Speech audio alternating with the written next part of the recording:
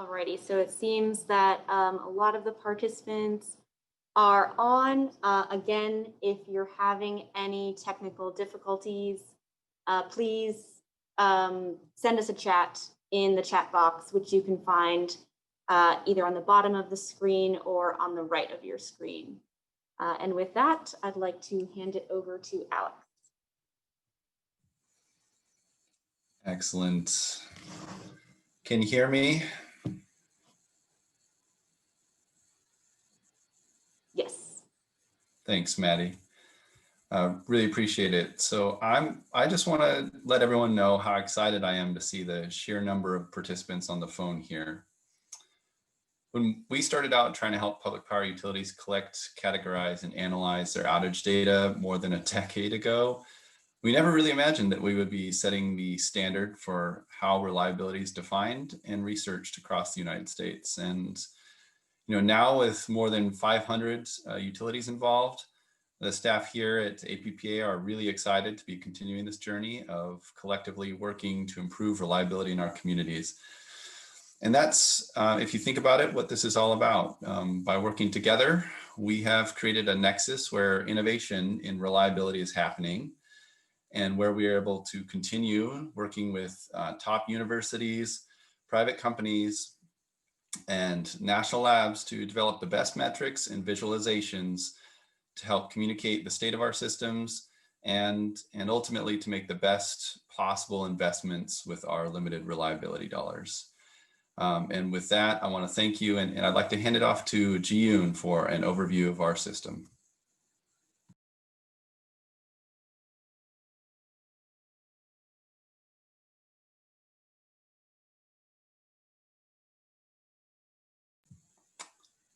Ji-yoon, I think your mute is on.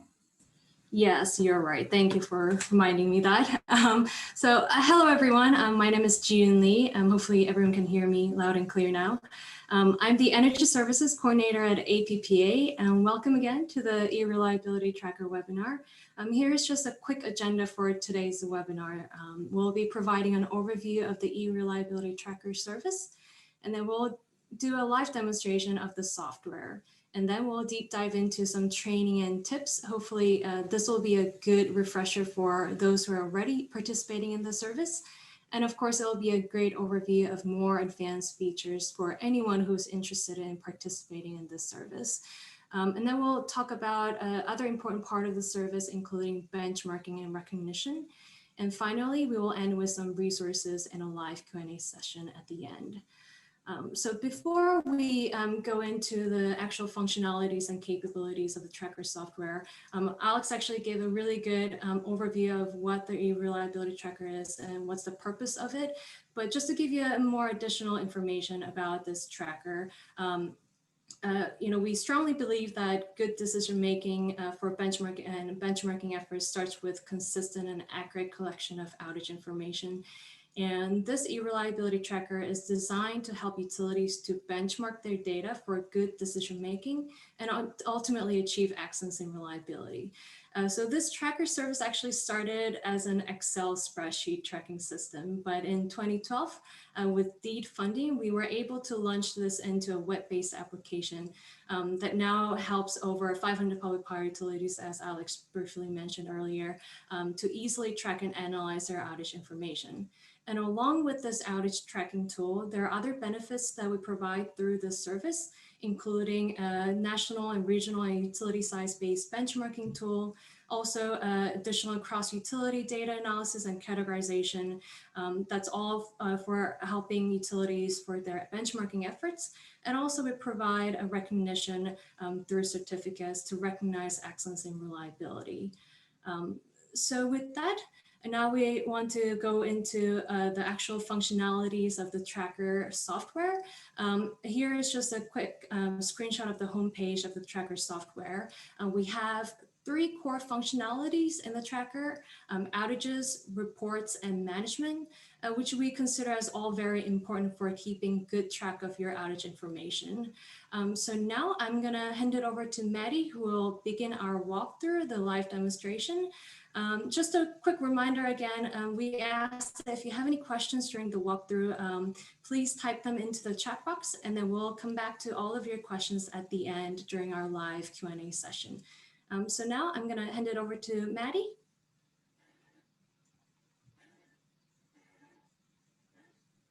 Thanks, Ji-yoon. Can everybody see my screen? You should be seeing the eReliability tracker homepage right now. If you can't, again, please type that into the chat box. And basically on this homepage, it's just kind of, again, an overview of the eReliability tracker. And you can also find helpful informational videos through this hyperlink. And you can also read an instructional manual by using this hyperlink as well. And then we also have our reliability email address with which you can contact with any questions. The eReliability tracker works best on Google Chrome and Firefox. So please keep that in mind as you're working out how to use the tracker. So first off, I'm going to show you how to use the Manage tab. So I'm going to click up here. In the Manage tab, you will have two options. You will have the Utilities tab and the Users tab. So first, we're going to go over the Utilities tab. This screen is very helpful for people who are members of multi-utility organizations like JAAs. You will be able to access all your utilities on this page if you have multiple that you're in charge of. What you can do is delete utilities, anything like that, although we don't recommend doing that because you cannot get the data back.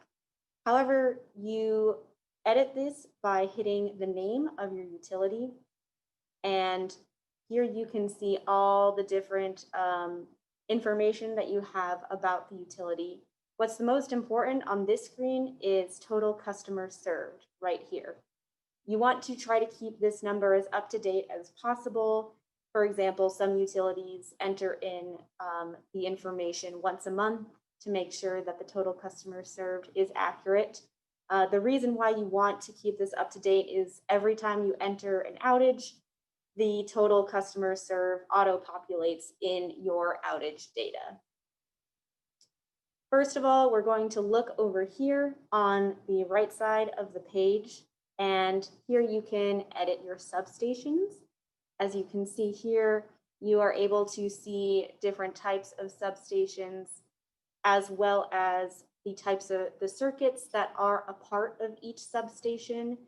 In order to create a new substation, you come over here and you hit Create New Substation, where you'll be able to type in the name. You can also do things like delete substations or edit existing substations. By clicking into this substation, you can also see the circuits that are a part of the substation, sort of more in depth. You can see all the information here that we have for each circuit, and you can also create a new circuit if you would like. Another way to view your circuits is you can be in the substation tab and just click any of the circuits and edit them. We're going to go back to the utility page now, and now we're going to hit the Edit Customers tab. This is what you would use if you want to create a key account, for example. So an account that you want to make sure that you will record when they're impacted by outages, you would want to create them in here. So you can do things like delete accounts if you don't want them anymore. You can go in, you can edit accounts. They have 3 different classifications: commercial, industrial, residential, and you can name them and put the address in. And here is how you create a new one as well. Then we're going back to the original edit utility screen now and going to hit edit equipment. So equipment is customizable. You can create new equipment by hitting this tab up here, and you give it a name, and you also give it a parent. A parent means, for example, if I said the parent of this new equipment was cable, it would then be nested underneath the cable as since cable is listed as its parent. And we'll go over more about what you can do with this equipment when I go over the Enter New Outage tab. You can also edit equipment by going into the equipment and seeing stuff like that. So that is everything that you can access in the Edit Utility tab. And always remember to hit Update Utility when you change things like customer served. That will save your progress. So in the other tab, we have users. In the users tab, as a leader, you can see all the different types of users that you have who have access to your utility. You can also create new users, require password resets, and change account settings in this area. To create a new user, you go up and hit Create New User. There is a pretty involved process here for creating a new user, which involves you writing out the password. However, we recommend when registering a new user, you just use this more simpler version over on the right, where you can say that they have access to your utility, or if they're part of a JAA, maybe multiple utilities, and list their role. So for the roles, spectators can view reports and the Home tab. For example, Ji-yoon will explain a bit more about this later on, but if you're running a report to get, for example, a SAIDI number, you can run that report and share a link to this report with anyone who is a spectator, and they will be able to see that report and see what the output was from that. Then we have a member, where as a member, you can document new outages and also view reports in the same way. And then finally, we have a leader. And a leader is able to document outages, view and run reports, and create user profiles like I am doing right now. So you pick the role, utility, and then you'll click Create Registration, and you will get a green text box with a link that you can send to the new user for them to create their account.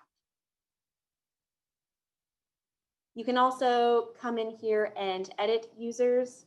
For example, if someone forgot their password and you were able to get into your account, you could create a test password for them and click Requires Password Reset, and then they would be able to log in and reset their password in that way.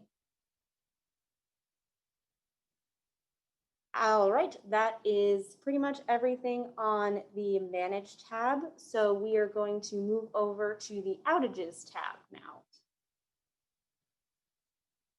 For the Outages tab, the first thing that you want to know is how to record an outage. So you automatically come to this Record Outage screen, and in order to record an outage, this first half is required to record your outage. You'll have the address, substation, primary cause. These are not customizable. APPA has a list of primary causes that we use. What you'll do is you will pick the most accurate primary cause that you can find. For example, if it was caused by weather, and you know that it was a storm, don't hit weather, just hit storm. Try to get it as accurate as possible because that helps with your reporting and then also increasing your reliability. You will have to write the number of customers without power, time it began, date it began, time it ended, and date it ended as well. For this is reportable checkbox right here, this simply means that the outage you are creating right now is going to be used in any reports that you run. if the check mark is clicked. If you had a really big outage from a hurricane or a storm, for example, that you want to not include in any reports, then you would simply uncheck this box. And this is able to be edited later if you change your mind and actually do want it to be reportable. Finally, we have extra information that you can put in your outage. For example, this system characteristics that you can enter in. This is where your customers come into play in the key accounts without power. If you want to keep track of them, you simply click what was affected, how the outage was reported, total work hours to complete restoration, and total customers served. This is the number that I was talking about earlier.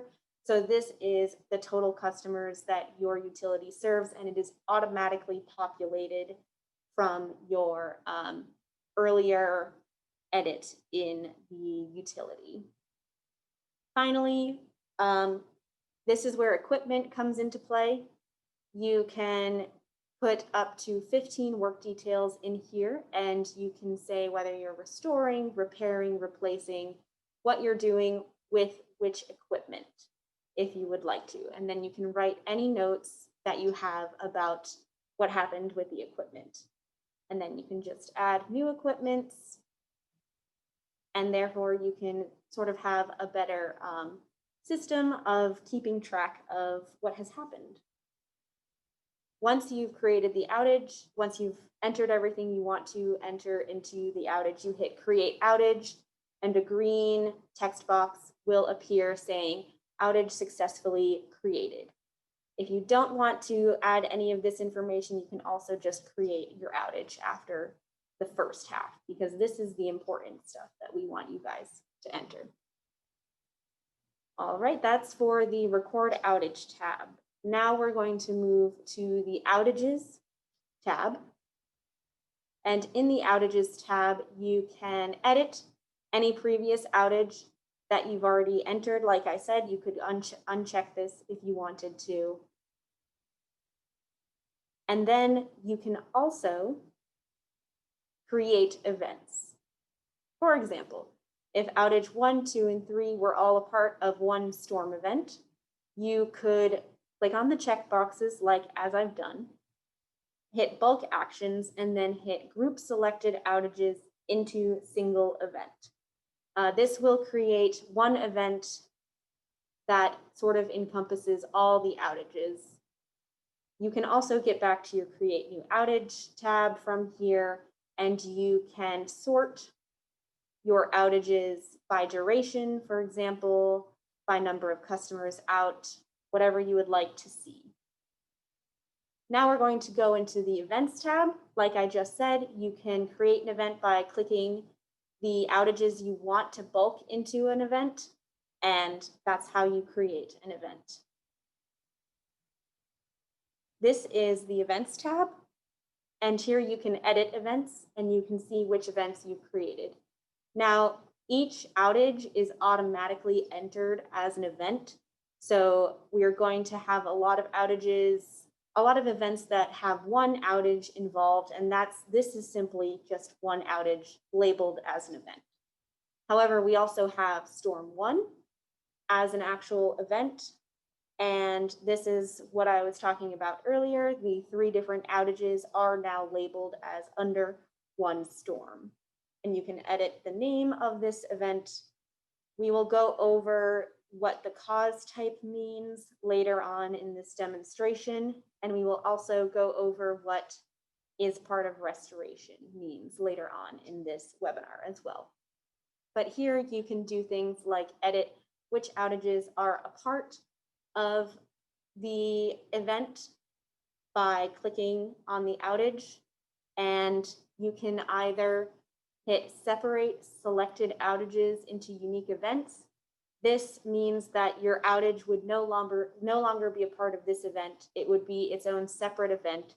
So if you want to remove outages from an event, make sure you click separate selected outages into unique events. Do not just delete the event, because that will delete all the outages as well. And like I said, we're going to go over the is part of restoration choices later. So we will update you with that later on in the webinar. Now I'm going to hand it off to Ji-Yoon, and Ji-Yoon will explain the rest of the eReliability tracker for you guys.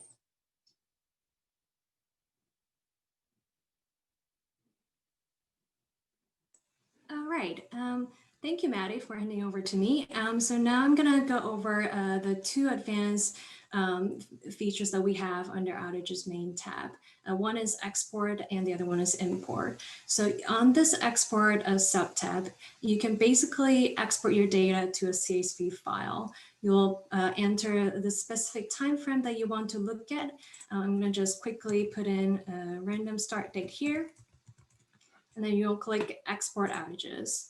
And when you click this button, you'll see a CSV file downloading at the bottom of your web browser. So I'm going to go ahead and open this Excel file.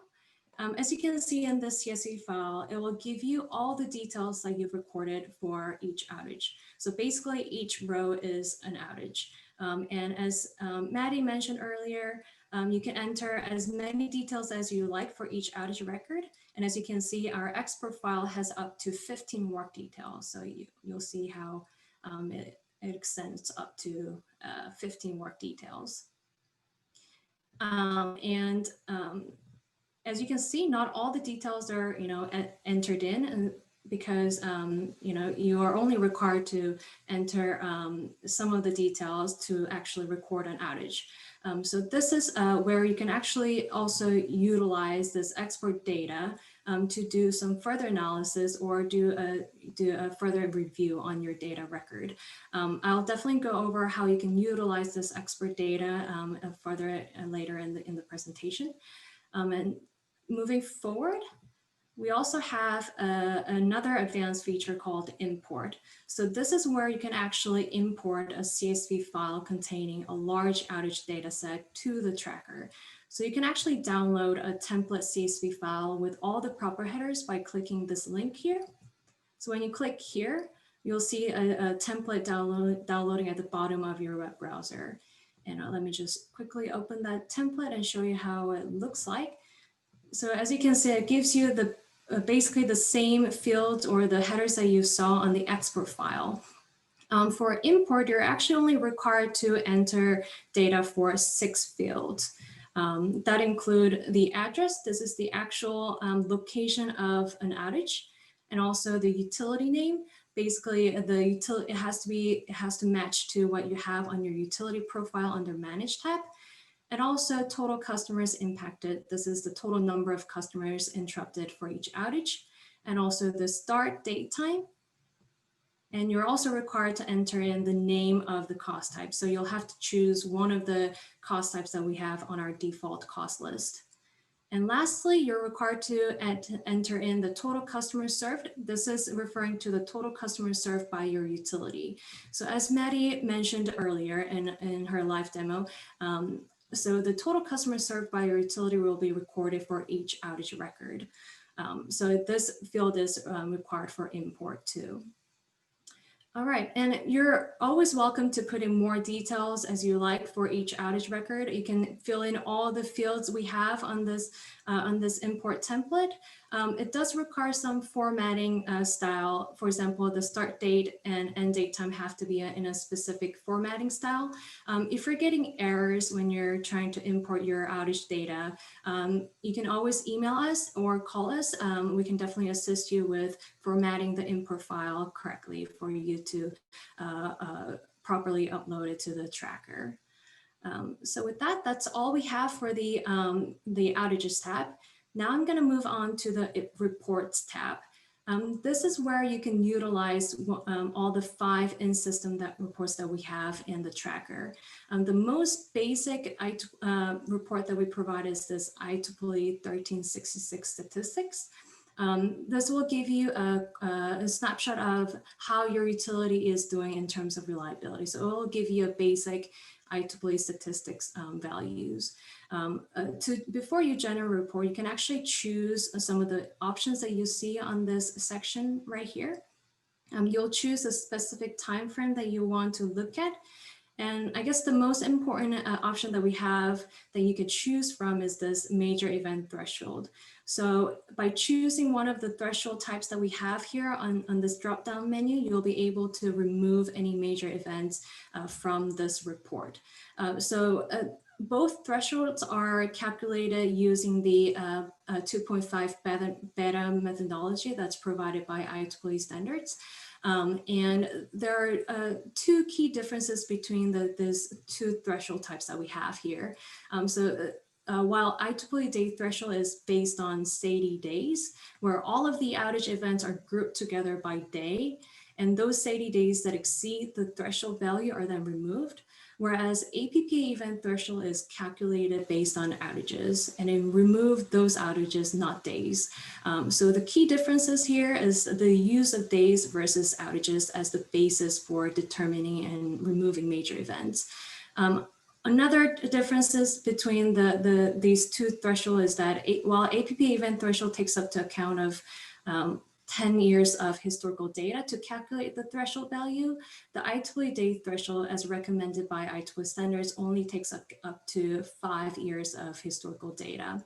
The reason why we added in this APPA event threshold is because we realized that it actually provides some more valid baseline for removing major events, because a lot of public power utilities actually don't have a lot of outages happening within the 5 years. So we realized that by extending the historical data up to 10 years, it gave more accurate baseline for removing major events from analysis. So you can choose either of those thresholds based on where you at in terms of how many outage record you have in the system or how many interruptions you've experienced within the 5 years. So these thresholds you can use to remove major events. We also have other options that you can choose from, including top level costs. So you can basically generate a report just for scheduled or unscheduled. We also recommend putting in 5 for minimum event duration so that you're only taking account of sustained outages. So as IEEE standards recommend, the IEEE statistic is for sustained outages, and sustained outages are the interruptions that lasted more than 5 minutes. And that's why we always recommend putting in 5 for minimum event duration. You can also choose to enter in maximum event duration. And also you can choose specific substation and circuit that you like to pull out results for. If you know that you have some outages that are related to loss of supply, you can always exclude them from the report by just simply clicking one of these options that we have here, or you can press on Control button to click both of the options that we have to exclude any outages related to loss of supply. So now I'm going to just quickly go ahead and just pull out example results here. Let me put in minimum event duration for 5, and also maybe choose the threshold to see if it can pull out the value for that. So when you generate a report, it shows the basic IEEE results, SA, KD, SAIDI, and SAFE. It also gave you the total events that were included in this report. So there were 52 events that were taken into account of for calculating these IEEE statistics. It looks like this test utility actually don't have enough outages to calculate the SAIDI day threshold. You can actually hover over this icon here to see which give you more information about what this threshold is. Another good feature on this report is that you can actually download this to CSV file. If you're actually keeping track of your IEEE statistics on Excel, they can definitely do that by clicking this download to CSV button. You can also print this as a hard copy or print this as PDF to share with your colleagues. And as Maddie briefly mentioned earlier, you can always share this link to any users, any of your colleagues who have user account. And when they go into this link, they'll be able to go and look at this report and generate the same results. So there are multiple ways that you can share the results with your colleagues. Moving on, we also have this circuit ranking report. This is where it will give you 3 top 10 circuit tables ranked by outage count. customer interruption, and customer minutes of duration. So using this report, you can actually see which circuits are worst performing based on these 3 metrics within the specific time frame. So now I'm going to go ahead and just generate a report and show you what the results would look like. So as I mentioned before, it will give you 3 tables ranked by those 3 metrics. And you can also click on this eye icon to actually see the details on each circuit. So you can see what outages occurred on specific circuit, for in this case, circuit 2. We also have another in system, which is pretty useful. This is a cost pie chart. You can use this to analyze your outage information by cost types. You can either choose count or duration as the pie chart type. And let me go ahead and just generate a report to show you how the results will look like. So on the left side, you'll see a percentage breakdown of outage cost type. And also on the right, it will give you a table of top outage causes with their respective total counts. So you can see how it's ranked by total count for each cost type. And if you don't like the style of this pie chart, you can always download the results to CSV file and then make your own pie chart, or kind of play with it to get a better kind of formatting style as needed. All right, now I'm going to go on to this monthly statistics. I think people actually use this most often because it gives you a good snapshot on time. It also gives you a summary of all the IEEE statistics in a chosen month and year. And you can also choose to generate a report, annual report, by clicking this yes button here. So I'm going to go ahead and generate just a random monthly report. Oh. Let me see if, all right, that worked. All right, so as you can see here, it gives you a summary of IEEE statistics. And good thing about this report is that you can actually compare to the same month in a prior year. It also gives you a monthly SAIDI and safety charts. So when you hover over each data point, it will actually give you the actual value of monthly SAIDI for each month, as you can see here. And as you can see, as I scroll down here, it will basically give you all the in-system reports that we have, like cost pie charts and also the circuit ranking tables. At the bottom of this report, it will give you the top 3 outages ranked by customer minutes of interruption for that chosen month, as you can see here. And you can always click this eye icon for any of the results you see on this report to see more details about that specific circuit for it in this case. And same for the cost pie chart and for the ranking table here at the bottom. Lastly, we have this interruption cost estimator report. We actually worked with Lawrenceburg Berkeley National Lab, we call them LBNL, on this to provide a monetary value of evaluation of interruptions. You can actually simulate utility-wide cyber incident using this report. So I'm going to now just simulate the cyber incident to show you how the results would look like. So as you can see here, it basically gives you a monetary value on having a cyber attack, which could result in loss of supplier and generation. And as you can see, because this model, this estimator model is based on circuit, it gives you the total estimated cost for each circuit. And it gives you how the model is based on the percent residential, commercial, industrial, which are like kind of customer density percentage. And also it's based on the total customers served per circuit.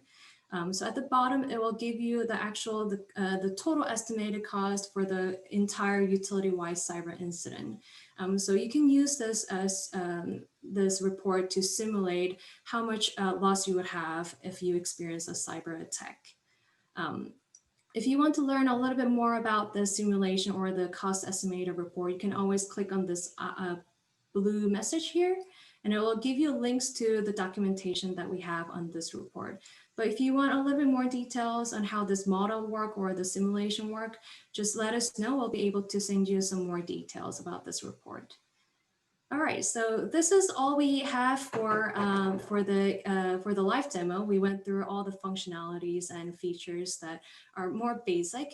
Now I want to move on to some tips and tricks that you can that will be helpful for you to fully utilize our tracker software, including how to record partial restoration and also how to record multi or single cause events. And also, as I briefly mentioned earlier, you can use how to use data export for further analysis and review, and also the API that we have, which is referring to application programming interface. So moving on to the partial restoration. This is a bit complicated feature in my mind, at least. This feature will actually allow you to keep track of outages that were partially restored in an event. So as you can see in the screenshot here, once you group outages into an event, you can use the bulk action menu on the edit event page to set one or more outages as part of restoration. One thing to keep in mind is that this feature will affect the total number of customers interrupted for the event as a whole. And this total customer interruptions is used as the numerator for the SAFE calculation. So it will ultimately affect your SAFE value.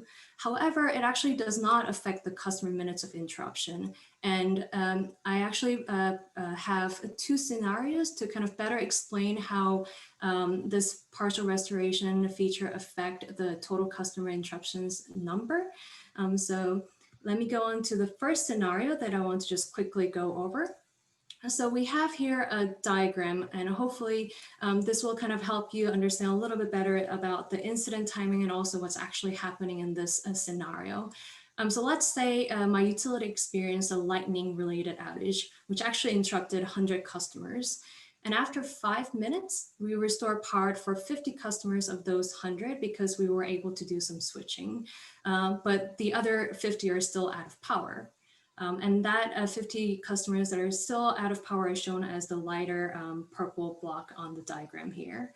And during this restoration step, when we were doing some switching, our line worker actually made a mistake and additional 50 lost power. And finally at 110, all the power were restored and all the 150 customers got their power back. So in order to enter this event correctly, I went ahead and created 3 separate outages and grouped them into a single event. And you can notice here on the screenshot at the bottom of this slide how all of these 3 outages are marked as not part of restoration as a default, as you can see right here. And if we actually keep all of these 3 outages as not part of restoration, as you can see at the bottom of this slide here, the total customer interruptions for this whole event is calculated to be 200. This is basically taking the 100 customers that are out in the first line and also adding the 50 customers from the second outage, which are the same customer as the first outage, and then finally adding the 50 customers out from human error.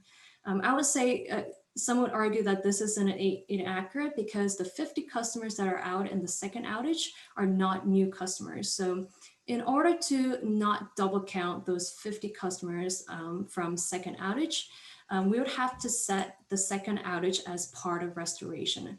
So as you can see here on the slide, the total customer interruptions actually changed to 150, which is indicating that they're the same customers that were affected in the second outage. So it's only adding up the 100 customers from lightning and also adding 50 customers that were affected by human error. So this gives you how partial restoration can affect the total customer interruptions number for the whole event. As I briefly mentioned earlier, the partial restoration actually will not affect the SAIDI number or the total customer minutes of interruption. So in this scenario, as those 50 customers from the second outage continue to be out of power, the duration of their outage is increasing. However, the number of customers that are affected for this whole event still stay the same, 150.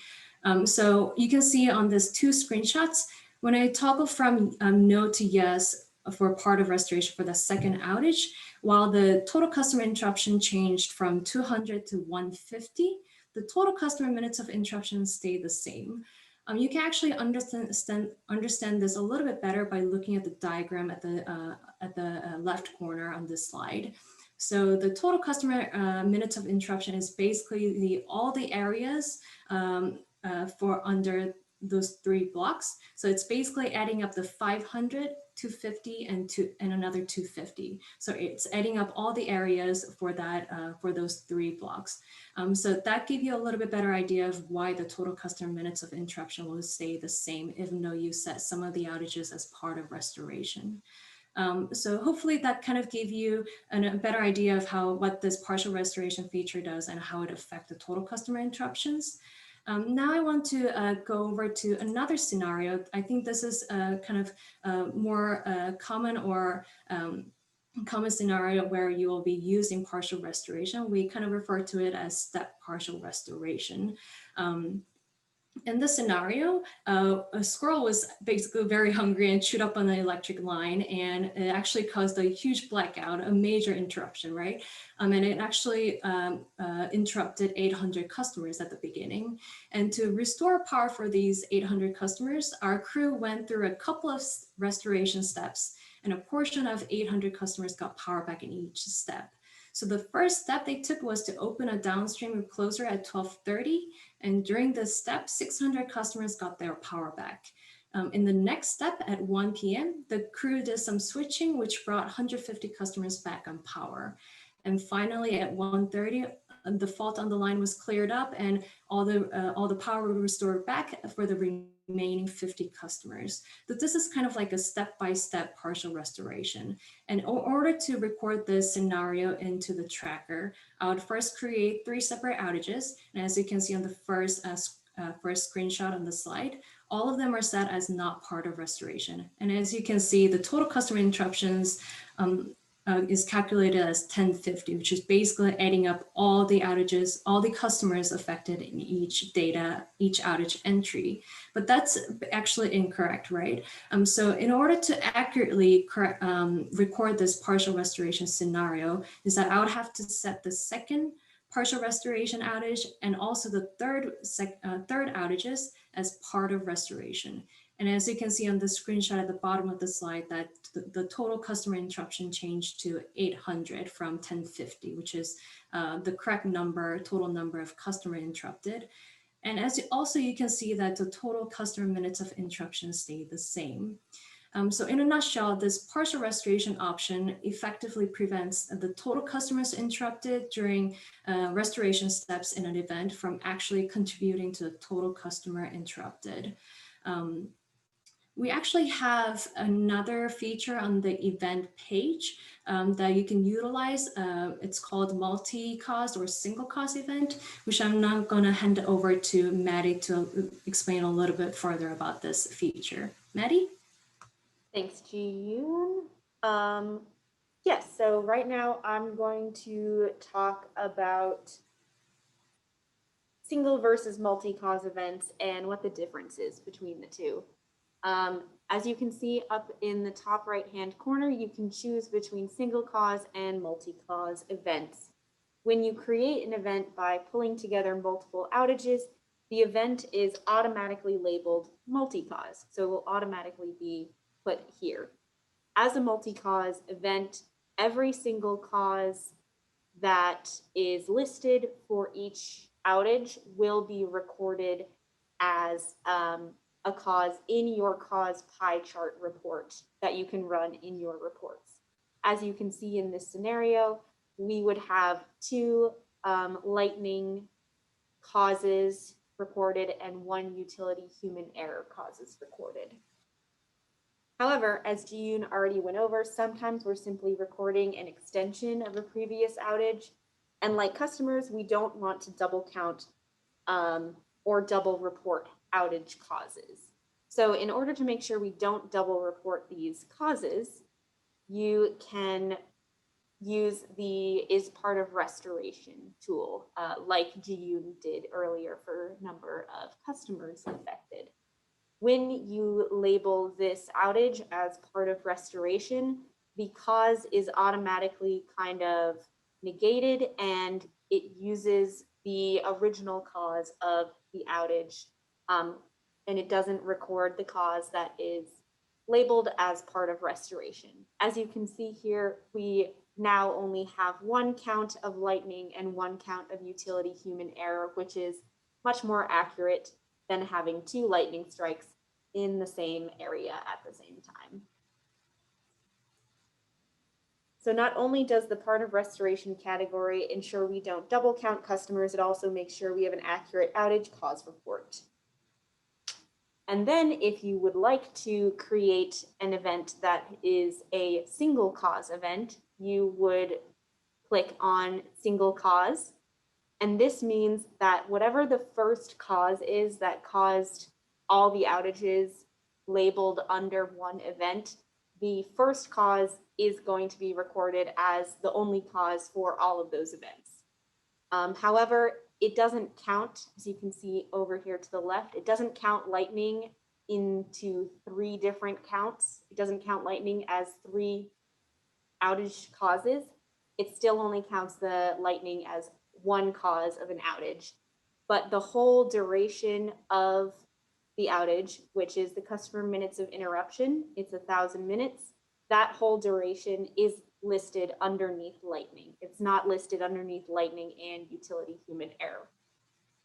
So ultimately, single cause event will automatically mean that the first cause is recorded as the cause of the entire event.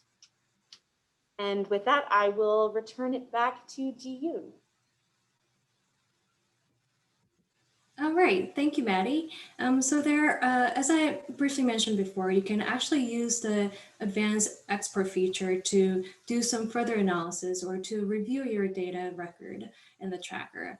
So using the export feature, as I've shown you in the live demo, you'll export the data that you want to review and analyze, and you can actually format it as a table using the Excel feature.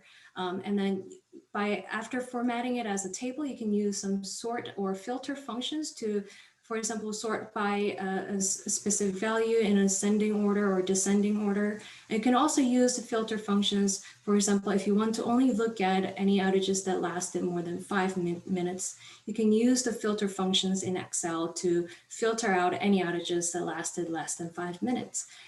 So another functions or another way to kind of do further analysis by adding variables or functions or formulas. So we provide below some useful functions that you can use, such as the customer minutes of interruption, and SAIDI and SAIFI, and also CAIDI, which is ultimately SAIDI divided by SAIFI, to do some further analysis on your data.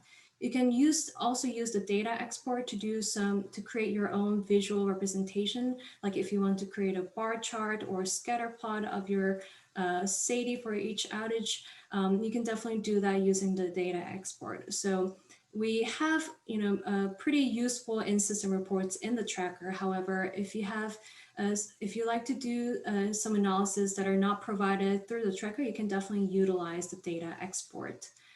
Lastly, we have the application programming interface, so-called API. This actually allows you to push your outage data from your utility's outage management system to the ERT software automatically. So you don't have to manually record your outage one by one in the tracker. So it's definitely more efficient and time-saving method that you can utilize if you have a separate outage management system that you're using in your utility. We have pretty good documentation on how you can develop this API. We provided the link on the slide here. And this documentation will give you all the resources that you need for your OMS vendor to develop an API between their system and to our software. All right, so that was all the kind of main training or tips and tricks that we wanted to provide to all of you. We now want to go into another important part of the eReliability Tracker service, which is the benchmarking and recognition. As I mentioned earlier in the introduction, we really want to help public power utilities with their benchmarking efforts so that they can ultimately improve their reliability performance. And one key benchmarking tool that we provide is this annual report. This is a customized annual report that we provide to each utility, and this is part of the subscription or the service.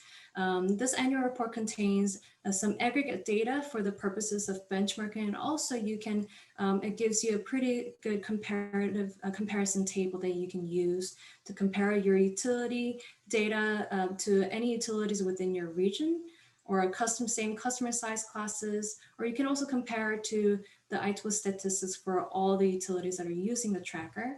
And additionally, we provide a kind of a basic descriptive statistics table for SAIDI and SAFE data that we pulled out from EIA. This is probably the only published national reliability data out there. And we actually provide aggregate data using that reliability EIA data in this annual report. Another important part of this annual report is that we go through very rigorous data processing. So we make sure we flag any inconsistent or inaccurate data entries for each utility and make sure to report them back to the utility so that they have time to review and correct any of the inaccurate data before we create this annual report for each utility. So here's just a quick screenshot of the annual report. As you can see, we give you a pretty good aggregate data table, including summary statistics of the SAIDI data compiled from the eReliability tracker, and also some useful data visualization here, like a simple bar charts. And along with this annual report, this eReliability tracker service really relies on in-depth analysis on past utility performance in order to identify some standard metrics or factors that can really maximize the effectiveness of utilities' initiatives to improve reliability performance. So we wanted to just give you several analyses that we've been working on to give you an idea of what type of an analysis or statistical method that can be performed using the outage data. And this is just a basic kind of pie chart that we pulled out using the actual ERT data from 2019. It gives you just a percentage breakdown of cost type by total count. So it looks like in 2019, most interruptions were caused by tree, storm, and then equipment, and of course, a squirrel. Using that basic kind of cost analysis, we performed kind of a more in-depth analysis. We so call it as temporal analysis. This will give you a way to examine a behavior of a specific variable in your outage data over time. So in this example, you can see how frequency of interruptions for each main cost type changed by hourly. And for this example, it looks like the wildlife caused the most interruptions. And also interruptions are mostly concentrated at 7 and 8 in the morning. And another step that we took further is that we can actually use that cause analysis to translate into a spatial representation. And this actually gives you a way to look at or way to determine the squirrel districts on your service area. So all these colored clusters are showing the wildlife density clusters in this area, in this case, Tullahoma. So this is really interesting, right? It shows how using the right method, utilities can export the outage data and do some spatial translation, like using a specific software like QGIS or Zuri. So these are some example of analysis that we've been working on or exploring using the outage data that we collected from the tracker system. Another key part of performing analysis that how do we provide this back to the utilities or subscribe to the tracker, and we've been exploring a method of automating the analysis that we perform, and this just gives you an example of what we've been working on, just using the hourly outage frequency for each day of week. So as you can see, this is actually using the actual 2019 eReliability tracker data. You can see that the most interruptions happened on between 8 and 9 a.m. on Tuesday. So that's when the frequency of interruptions is the highest. Another analysis that we've been working on is just analysis on exposure. So this involves miles of line and also the interruptions data. We use a specific clustering method to cluster utilities into a specific customer density class. As you can see, we grouped them into 5 different classes here. And we perform some aggregate analysis on each customer density class. And on the bottom, you see some simple kind of visual representation of these aggregate data based on miles of line and interruptions. And you can use this bar chart to kind of compare your utilities data to other utilities in your in the same customer density class, and also compare it to utilities in different classes. So basically, we're trying to do some more in-depth analysis using the e-reliability tracker data to really provide back some useful information that utilities can use for their benchmarking effort.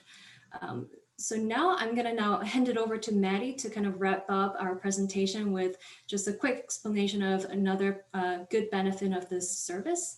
Maddie, I'm going to hand it over to you. Thanks, Ji-yoon.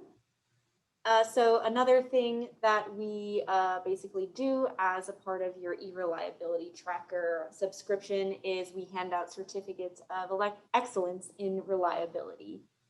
Only eReliability tracker subscribers may qualify for these certificates, and they are determined by comparing a utility's ERT data with national reliability data as published by the Energy Information Administration. But to qualify for this certificate, a utility's SAIDI metric must fall within the first quartile, which is the top 25% of all utilities' SAIDI indices based on EIA data. Once you have this certificate, you can show it to customers and share that your utility is rated highly for reliability among all utilities in the United States. So it's a pretty great thing to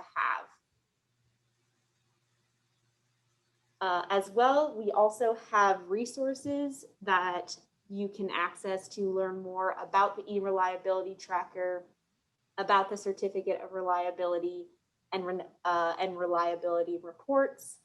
You can also find leader and member instruction manuals and instructional videos at this website, which is just the APPA website. You go to the members tab on the top right, you click down the members drop down menu and you click reliability tracking, and you will be able to find this webpage where you can find all these helpful videos and information, as well as more information about how to actually subscribe to the ERT system and what kind of fees there are on that. And that is what we have for you today. So right now we are going to sort of transition over to the Q&A section. You guys have come up with some great questions that I can see in the chat and the Q&A, and we will start answering them for you. So I'm just going to go in order from the first questions that we got earlier in the webinar. So is there a way to upload this information directly, like from a .csv or similar, rather than entering it manually field by field? Yes, that is what Ji-yoon was talking about, the import tab. Using the import tab and that CSV file, you can import bulk data and more outages than just one at a time if you have it recorded. And so that definitely helps.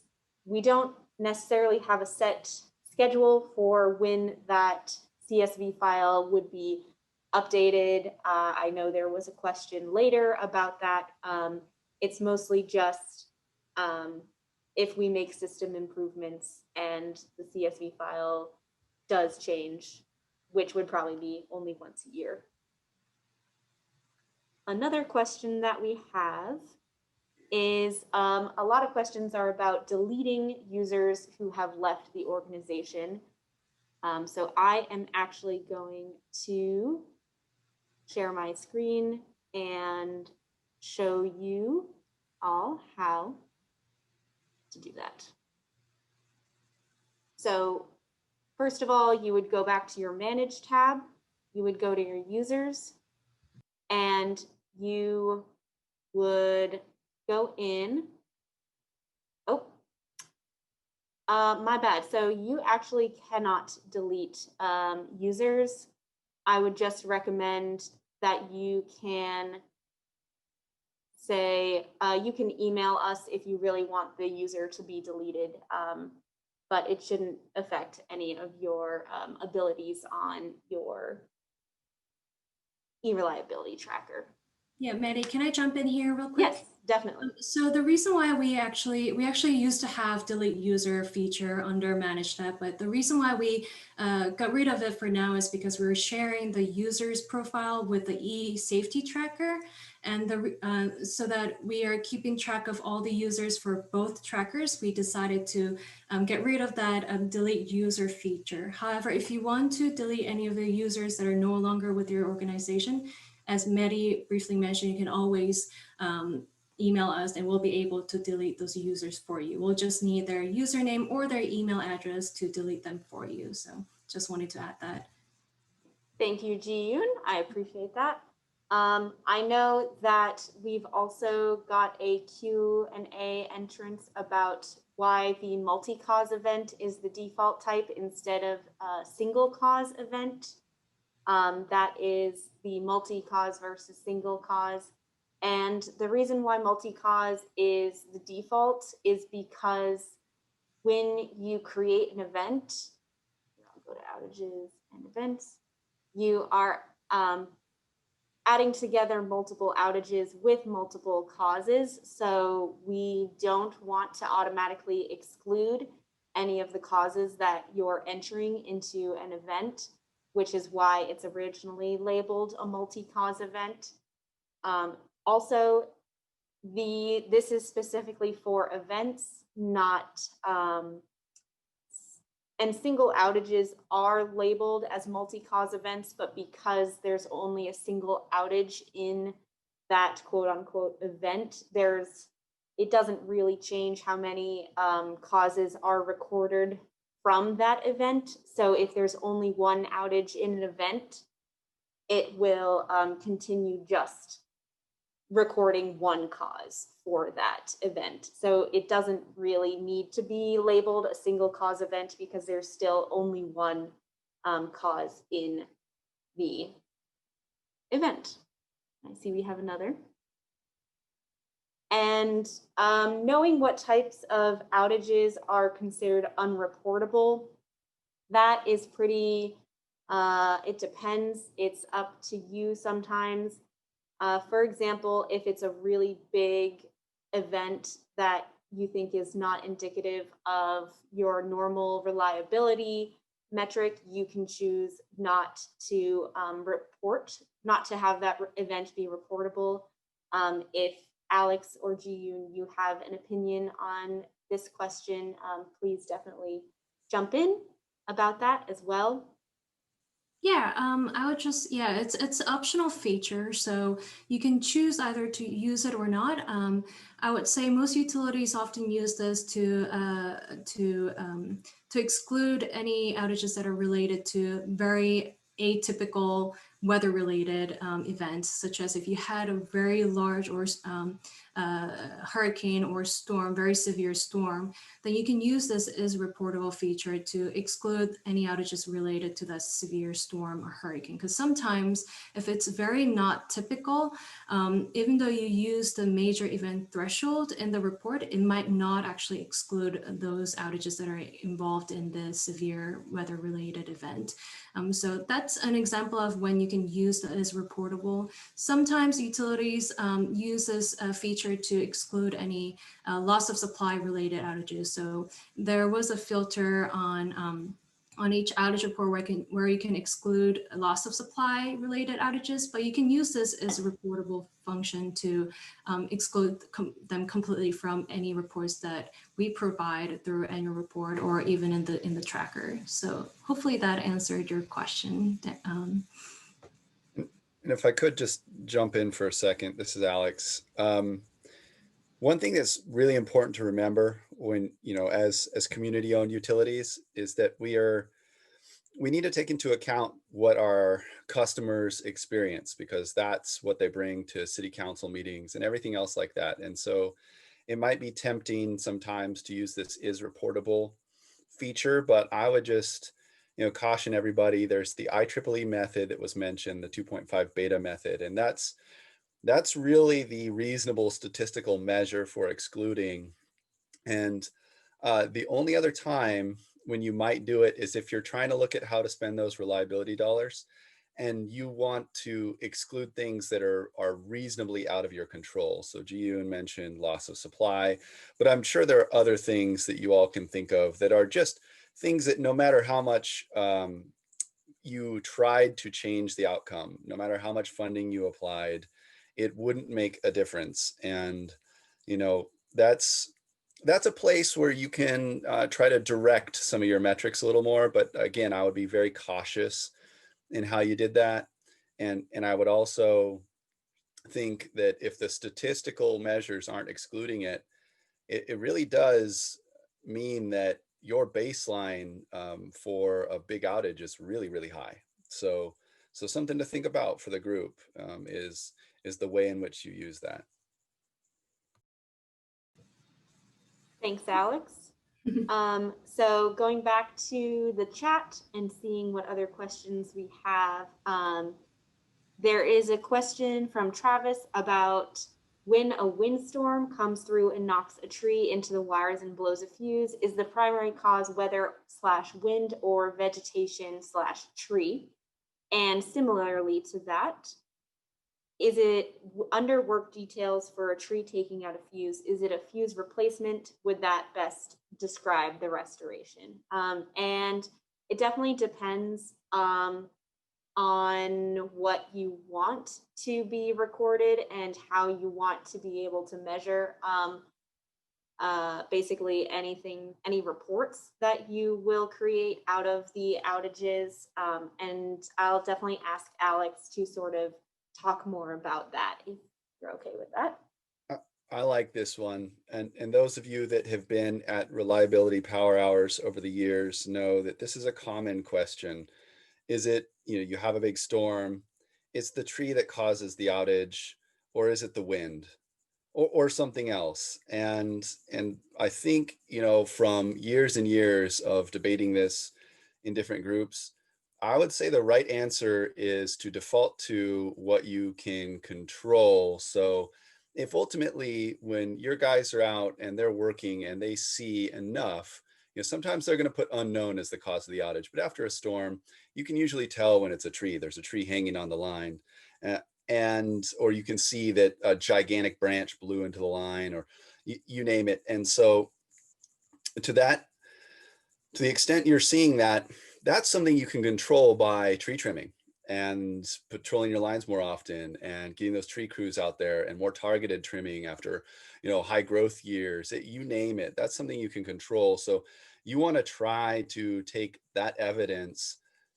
If your crews see a tree and they can reasonably, it may not be perfect, but reasonably guess that that's what caused the outage, I would say you should have them entering that. But if you're out there and there's just no evidence and the pole is just on its side because it's been raining, the soil got soft, or you name it, or the wind was so incredibly strong, it just snapped poles, that's going to be wind. And so it is situational. It is down to what you're seeing on the site, and it's about tracking the information that's going to help you spend your reliability dollars better. And frankly, as we get better at benchmarking, we're going to try to help people understand, trees versus wind. And this is probably a long way off, but it's what's the right way. We're talking to the national labs about this right now, but what's the right way to spend on tree trimming, and how do you know if what you're doing is a good job? And this is all about benchmarking. So I very much appreciate the question, and hopefully that answers whether or not you would use wind or tree or weather or vegetation. And when it comes to the cause itself and the actual details, those come out when you export. So you definitely want to put there, if you have the cause of a tree, so you can work that into what's your tree trimming process. If you have in work details that it's a fuse, you can kind of know that whether it's for inventory or, some people will change their fusing strategies over time. That's kind of a bigger decision. It's an engineering decision, but you want to try to make sure that the details you collect are useful in relation to the type of event and the processes that you have at your utility. Again, I hope I answered that question there, but tracking a little more detail, but making sure you're really structured in the way you do it is always the best. Thanks so much, Alex. Yeah, I hope that helped answer your questions. I'm just looking at further questions. One from Daryl about how often the format of the template changes for the import. Like I said, we do try to enhance the ERT system about once a year. So that could be a general timeline, but we do not have a specific timeline for updating the import features, for example.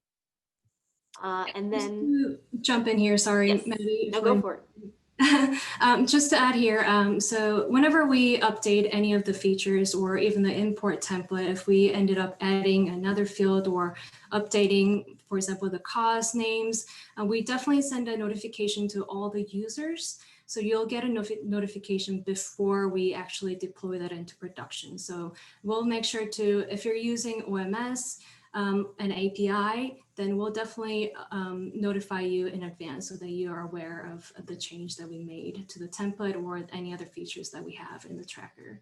So hopefully that answered your question, Daryl.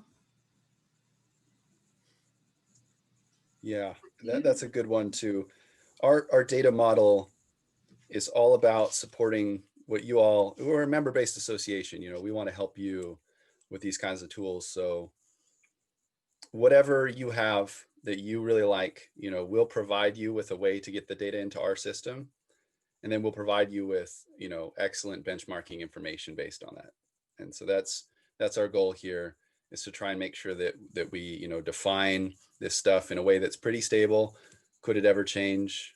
Possibly, but we haven't changed our baseline outage model very much over the last decade.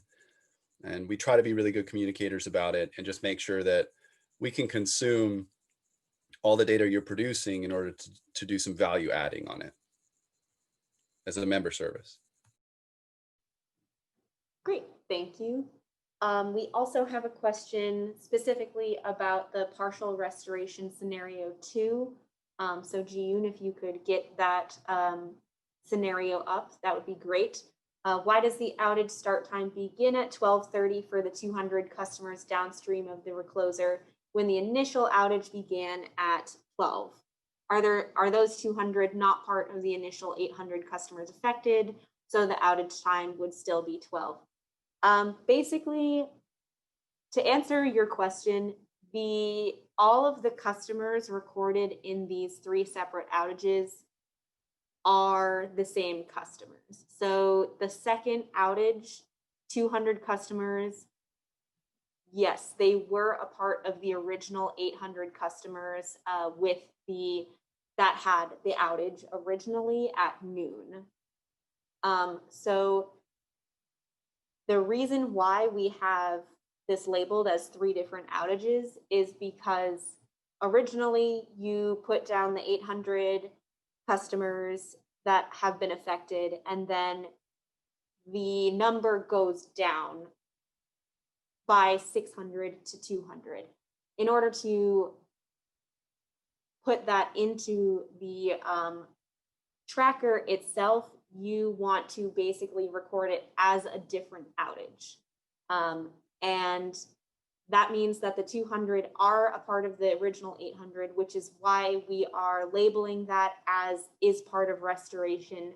We click yes because we do not want to double count those customers and say that there were actually 10,000 customers affected instead of overall there were still only 800 customers affected throughout the event. The number just decreased as it was being fixed. So I hope that sort of helps your understanding of it. And Jiyun and Alex, if you want to jump in about that, that would be great also.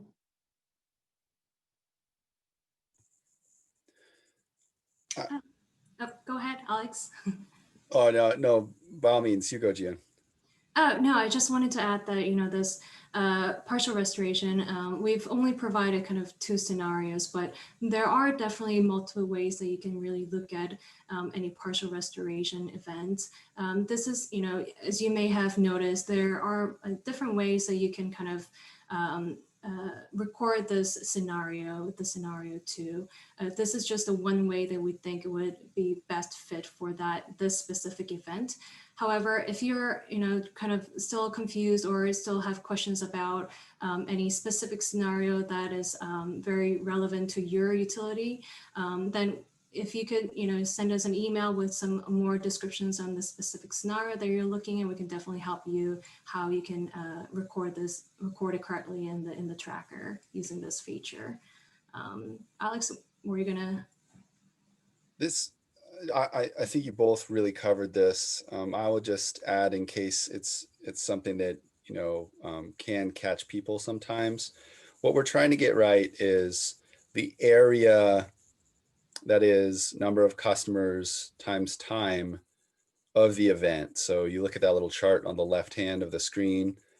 We want the area underneath the curve, so to speak, to be right, and then we want the number of customers affected, new or existing, to be right. And then that gives us a perfect match to our IEEE statistics, but it can be kind of tricky, which is why we're spending the time to go through and visualize. And we do want to, if you do have scenarios that come up, like June and Maddie said, we want to talk you through them and help.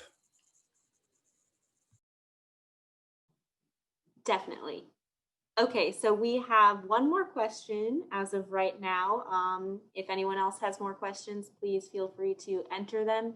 But the last question we have is, what is considered a major event? And I'm going to pass this along to Jiyun or Alex.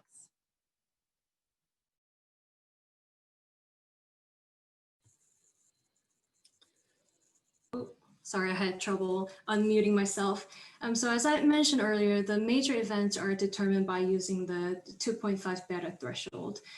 So this threshold value is calculated by looking at a utility's history of outages to develop a baseline. So that baseline is the threshold value. And any outages or events that have SAIDI over that threshold value will be excluded from the reports as major events. Hopefully that kind of gave you a better understanding of how we determine major events. Yeah, that was really good, Gio. And the only thing I'll add is that this is something that the IEEE Distributions Reliability Working Group developed over the decades. And it's an attempt at a heuristic method for excluding outages that are unusually large compared to that baseline. And so it goes back five to 10 years and looks at all the events that you've recorded in ERT, but you got to have at least 36. And then says, if you're using the IEEE exact method, it calculates things called SAIDI days. If you're using the APPA method, it calculates just an event SAIDI. And then it does, there's some statistics there to look and see, did anything in the year that you're looking at right now happen that was larger than 99% of your history, I think is a fair way of saying it. And if it is, then that qualifies to be thrown out as a major event. And if there aren't, even though they could be a huge outage, if it's not, then it doesn't qualify to be thrown out. And this is kind of one way of trying to help have an apples to apples comparison for reliability, even though we know, and as you saw on the slides that Jiyun and Maddie presented, their exposure matters. And so there is something that has to do with how much line you have exposed to the elements that creates some additional SAIDI burden, and we're doing research on that. But right now, the method is this very, very high level aggregated threshold called a major event, and it's calculated using some of those statistics there. Great, thanks to you and Alex. So from what I can tell, we have answered all of the questions that you guys have given us in the Q&A and the chat box. But if you're using the reliability tracker later and you come up with more questions, please email us at reliability@publicpower.org, and we will definitely help you through the tracker and its features. You can also call us at 202-467-2931. Thank you all for joining us today on this webinar, and we hope you found it helpful for figuring out the eReliability tracker.